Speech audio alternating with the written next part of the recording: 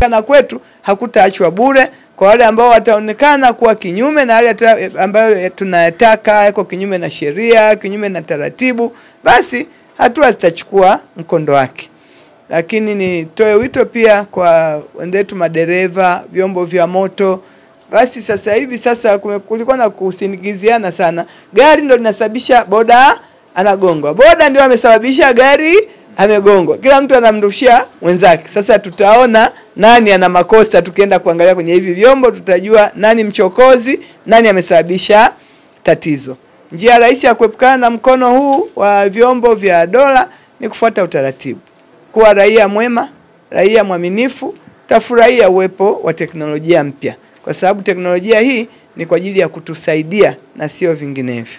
Jamhuri ya Muungano wa Tanzania, niendelee kutoa shime. Jamani, tulinde miundombinu ya serikali.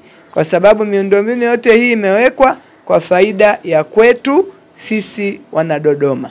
Kwa tuwe mstari wa mbele kuhakikisha inalindwa pamoja na hii ambayo imewekwa leo. Uzuri wa hii unapoenda kushughulikia utaonekana hata kabla hujafika. Kwa hiyo tukija baadaye tutaona umeiba, umefanya nini, lakini tutakutrace kwa sababu unapoelekea pale utakuwa kamera zinakuchukua. Hiyo ndio habari ya Dodoma kwa sasa.